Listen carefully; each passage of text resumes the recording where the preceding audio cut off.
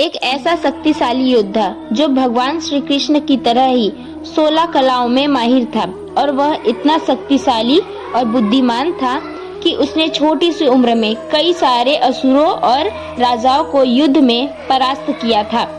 आप देख रहे हैं अंजना गुप्ता श्री कृष्ण की दीवानी चैनल। चलिए बात करते हैं कुछ ज्ञान की बातें। वीडियो में आगे बढ़ने से पहले चैनल को सब्सक्राइब करके बेल आइकन जरूर दबाएं।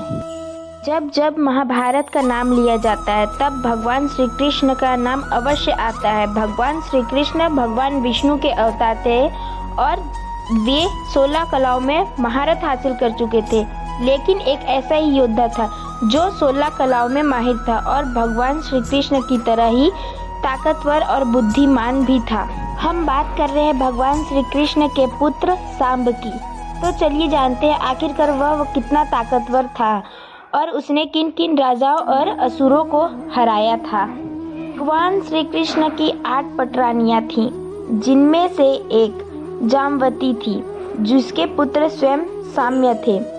वहीं दूसरी ओर उनके अन्य सभी पत्नियों ने सुंदर बालकों को जन्म दिया था।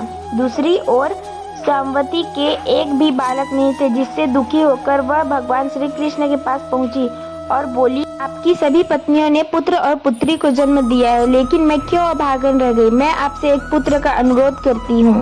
अपनी पत्नी का दुख देखकर भगवान श्री कृष्ण ऋषि उपमन्यु के आश्रम में जाते हैं और उनकी आज्ञा के अनुसार भगवान शिव की तपस्या करने लगते हैं।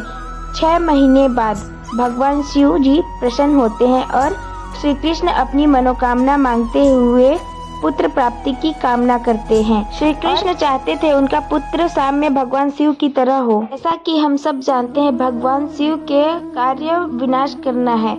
जल्द ही जामवती को एक बेटा पैदा हुआ।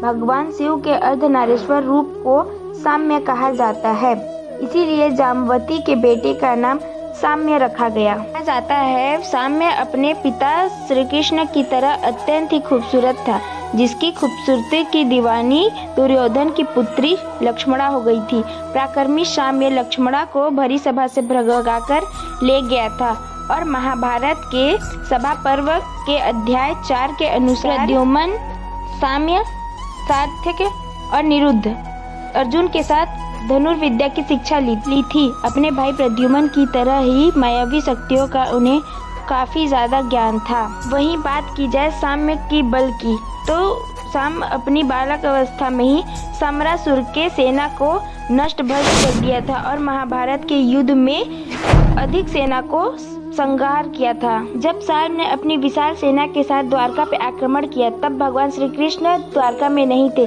तब साम्य ने साम्य के मंत्री और सेनापति को युद्ध में परास्त किया था। कहा जाता है साम्य का जन्म ही द्वारका के अंत के लिए हुआ था और यह बात स्वयं भगवान श्री कृष्ण भी जानते थे। कहा जाता है महाभारत युद्ध के बाद 36 साल बाद द्वारका में देव ऋषि विश्वामित्र, कौरव, देव ऋषि नारद इत्यादि आए हुए थे और कुछ नवयुवक उनके साथ मजाक करने लगे। श्री कृष्ण के पुत्र सांब को स्त्री वेश में ऋषि के पास ले गए और कहा, ये स्त्री गर्भवती है, इसके गर्भ से क्या उत्पन्न होगा। ऋषि जान गए ये बालक उपहास कर रहा है। क्रोधित होकर ऋषि ने श्री कृष्ण के पुत्र सांब को श्राप दे दिया। ये समस्त यदुवंशी का समाप्त करने के लिए अपने गर्भ से मूषल को जन्म देगा। ऋषि मुनियों के श्राप से सांब ने दूसरे दिन ही मूषल उत्पन्न किया और राजा उग्रसेन ने उस मूसल को चुराकर नदी में डलवा दिया। लेकिन जो होना है वो होकर ही रहेगा। भगवान श्री कृष्ण ने देखा इस समय ग्रहों में ऐसा ही योग बन रहा है जैसा महाभारत के समय बन रहा था। श्री कृष्ण जी ने जब ये सब देखा तो उन्होंने सोचा माता गांधारी का श्राप अब सत्य होने का समय आ चुका है।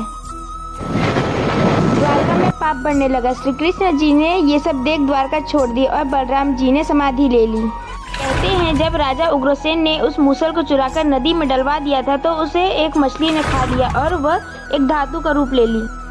मछली का शिकार एक बहेलिया ने किया और मछली के पेट से यह धातु मिल गया, जिससे यह तीर बना और इसी तीर से श्री कृष्ण के इस अवतार का अंत हुआ। वो वापस जाकर भगवान विष्णु में विलीन हो गए और उधर द्वारका नगरी भी नदी में डूब गई। और सभी यदुवंशी ने मिलकर एक दूसरे को समाप्त कर दिया। दोस्तों, अगर आपको हमारी वीडियो पसंद आई तो प्लीज़ एक लाइक करके चैनल को सब्सक्राइब करें और ज़्यादा से ज़्यादा शेयर करें ताकि सभी भाई बहनों तक पहुँचे। तब तक के लिए सभी को राधे राधे।